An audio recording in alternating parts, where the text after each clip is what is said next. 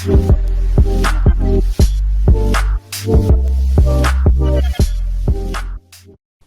guys, TheAirsoftTech here and welcome back. Sorry for the about month-long period of no videos, just didn't really have time for them as a lot was going on in my life and I've got a little more spare time now.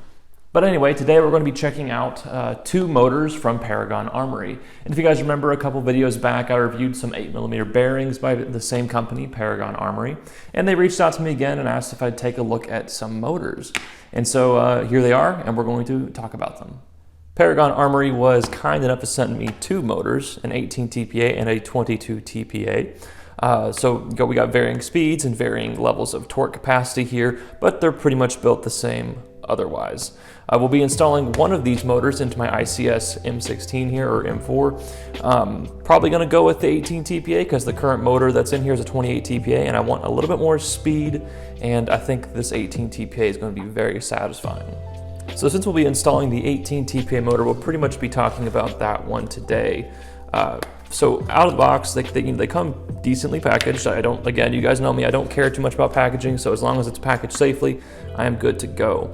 But out of the box, they feel unique. They've got a kind of different style cage on them so that they kind of has its own little unique style. I like how it actually has their company name on the front along with what type of RPM it is. Only other thing I'd like is if it directly said the TPA on it, like maybe on the other side it said 18 TPA, but you can pretty much deduce the TPA, turns per armature, by the RPM. Another thing you notice immediately out of the box is the color design here. The end bell and the tower are the same really pretty blue color. I assume these motors are going to be color coordinated so that the blue motor is to signify that it's an 18 TPA and the full black construction motor is going to be the 22 TPA. As you guys know, I like to start on one end and work my way down to the other end of things that I review. So very first thing here is you do get a D-type style black steel pinion gear. Some people prefer O-type over D-type. I personally prefer D-type over O-type. Some people, say that O-type is easy to remove and you can have more torque technically off of an O-type pinion, and they fit better and they're more precise, etc. But personally, I prefer D-type. They're significantly more easy to work with, and honestly, the torque problem really isn't an issue in our airsoft applications, and I feel like they're just as precise as O-type. Just my personal opinion. Working our way down, we do get a nice little blue CNC'd little tower support here. Paragon Armory does tell me that there are two ball bearings within that tower to kind of help alleviate any type of unnecessary stress that will reside there. All right, so now on to the can of the motor. The can of the motor is CNC'd just like the tower here is. It's got multiple ventilation holes on it, on this, 3 on one side, 3 on the other side, 2 in the front with 4 small holes as well, and then you have the rear end bell that has a lot of ventilation as well. So this motor should have plenty of airflow. Some people would say that that allows dirt to get into the motor, but ultimately if your motor does not have airflow, it will have a very, very poor cooling ability and it will get very, very warm. So I think it's way better to have ventilation than not to have ventilation. Moving on to some internal aspects of the can, you do have another ball bearing between or right at the end of the can here before it shoots out to the actual tower of the motor itself. So that's always nice. You got 1, 2, 3 ball bearings there total now. Inside you supposedly have high performance, high temperature resistant N35 neodymium magnets. Now, some of you guys know that when magnets get either extremely hot or extremely cold, they tend to lose their strength and they tend to lose it permanently as well. So the hotter your motor operates, the more strength of those magnets it's losing permanently. And so the operation temperature of these magnets is supposedly higher than the industry standard. In addition, it does look like you have a linear style 18 TPA armature in there. Now, I can't count the TPA by just looking at it, but I'm going to take their word for it that it is 18 TPA, and we'll see how it performs ultimately. On the ventilation part of the can, you can kind of see a little piece of metal right there. And what that is that's an actual spring that's pushing the magnets up against the walls. And the magnets are probably glued or secured to the the wall of the can in some method. But that little piece of metal there is completely normal. You'll have one on the other side as well. All right, so finally we get to the end bell. The end bell is that same blue color as the tower. It too is CNC'd. And then another really cool thing that kind of technically is about the can, technically about the end bell, but whatever. This little notch here that's carved out in the can so that your end bell can fit specifically only one way makes this extremely useful for when you take apart your motor and you put it back together. Sometimes you can put a motor back together the incorrect way and it will rotate the other way because you have switched the polarity on the motor. Now that's an easy fix. You just swap your tabs back and forth before you put it back in your gun. But it's always nice to have it on the correct way the first time. So that little notch there tells you how to put it on correctly, and that's always nice. It looks here, you get to have some silver, really heavy-duty wired brushes here. The world of airsoft is kind of slowly moving away from brush-style motors, but since we're still this is still pretty much the industry standard. This is as good as the industry standard gets as of now. So it's nice to see really, really thick brushes there.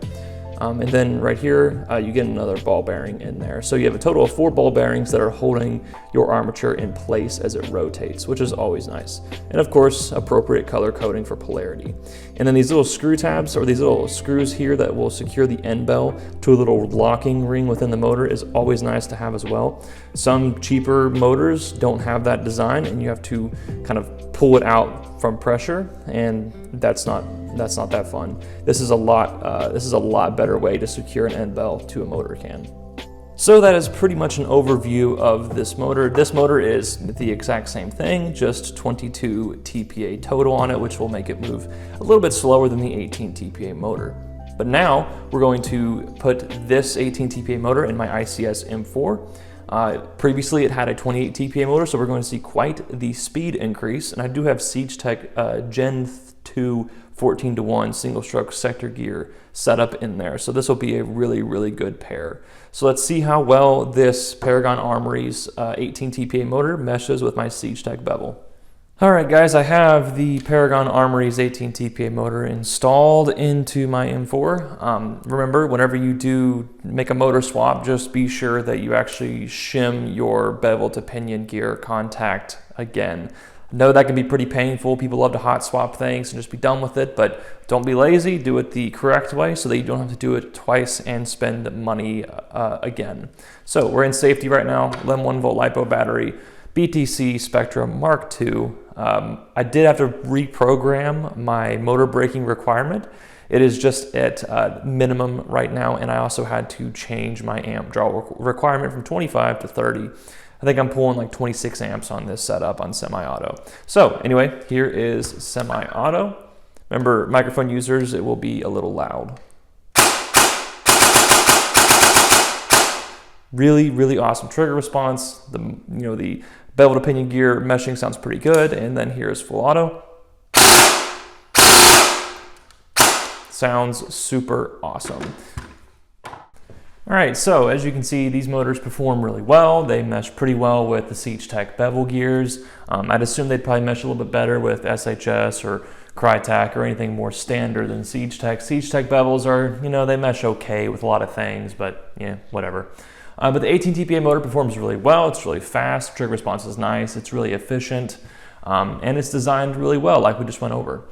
You can get these motors on Paragon Armory's website. However, they are on the more expensive side, but anything nice is going to be a little more expensive. They come in 16, 18, 22, and 28 TPA. So pretty much you can buy whatever you want for whatever build you desire. They don't come in any speed models, though 16 TPA is a pretty fast motor. Speed is usually 10 to 12 TPA, maybe 14 TPA. But they do come in 16, 18, 22, and 28 TPA. So pretty much whatever you want to do, you're going to be able to do with their motors. All right, guys, that's going to have to do it for this video. Thank you very much for watching. And if you haven't already, please subscribe to my YouTube channel for more airsoft tech themed content, and like this video and comment down below about what you think of these motors.